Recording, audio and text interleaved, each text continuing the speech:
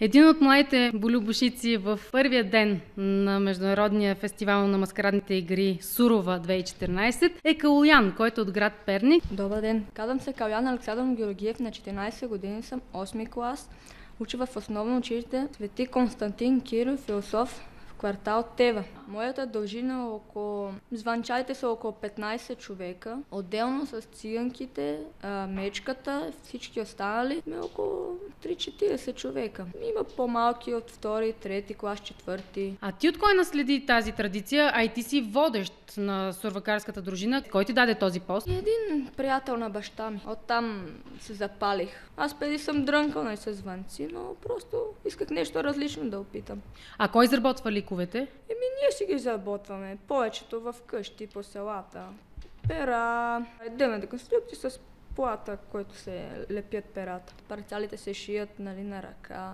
А ти си облечен като четник. Твоите дрехи откъде са? Моите дрехи са четнически от много отдавна. Хората са ги носили по времето на войната. Имаш много хубав кълпак с перо, което символизира силата на българина. Символизира България, освобождението на България. А какво се казва на Сурова? Има ли някакво заклинание, което можеш да кажеш за здраве сега? Сподели. Сурова година, доамина до година. Червена ябълка в градина. Аз се казвам Михаил Данилова Милчева, на 13 години съм, от училище Свети Константин Кирил, философ. Тази година ми е първа булка. Булка, имаш и младоженец. Точно така. Какво изпълнявате двамата? Обичай, който всички млади хора харесват. Кристина Златкова на 12 години. Циганките, когато се прави ритуалът сватбата и те играят след като вече кажат, че се женят. А какво е твоето облекло? В рокля с пендарите и с забратка. Всичко трябва да е шарено и пъстро. Да. Бях на село и оттам ме накараха я да се направя, дядо ми и баща ми, и оттам вече започнах да се правя вече от 6-7 години. От кое село си? От село Бернаде. Всяка година, някой път с звънци, някой път циганка. Момиче на 13 години с звънци? Да. Сигурно е трудно. Да, аз по принцип винаги съм се правила с звънци и звънците, чичо ми ги беше донесъл. Едни от най-сериозните претенденти за големи награди на Сурова Перник са сурвакарите от Дивотино. Добър ден на Валентина Владимирова, на 11 години, от Дивотино. Добър ден! От кога участваш в игрите? 2-3 години. Ти днес си в много интересен образ. Аз съм облечена в графска мъжка носия, която включва риза, панталон, пояс и елече. И капак. Аз съм свекър. Ти си свекър. Да. Още една важна роля. Посреща булката, благославя ги, бори се с мечката. Свекърът да е здрав, да е здраво семейството му и така. Голямата награда от миналогодишният маскараден фестивал спечели именно Дивотино.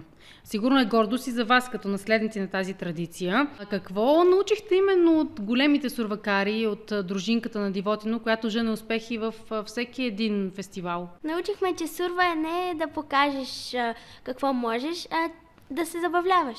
Ивац Бориславов Веселинов, на 13 години, от Дивотино. Добър ден! Освен колоритното име, ти имаш и колоритен образ на Сурова 2014. Аз съм свекърва с литак, риза, с паралента и цвете.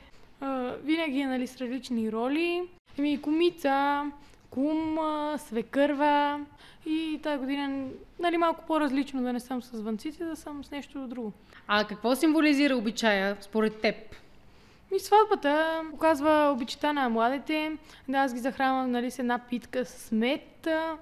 Те ни целуват ръцете, мечката пак ни гази за здраве. И какви са другите важни роли в Сурова в Пернишко? Защото знаем, че в цяла България има кукерски игри. Но какво е характерно тук в Граово? С какво се различават? С силни звънци, хубави маски. Ликове, може би? Да, ликове. По 2-3 метра. Много високи. От какво се изработват костюмите? От червени и зелени платове.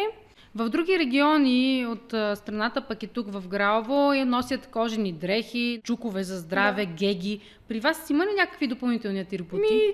Преди няколко години конската опашка, обаче сега не е чак толкова актуално. А какво символизира конската опашка? Това е било първото знаме на прабългарите.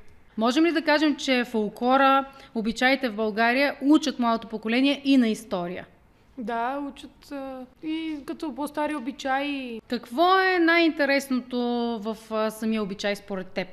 Повечето с народни носи, играе се хором, те звънчарите около тях дрънкат, нали, с ликовете и всичките персонажи, които са булка, младоженец и някои циганки има, играят селско, сватбарско, много различни. Те са много сложни тези хора. Знаят ли ги младите? Знаят ги всичките. Традицията е жива. Да, жива е.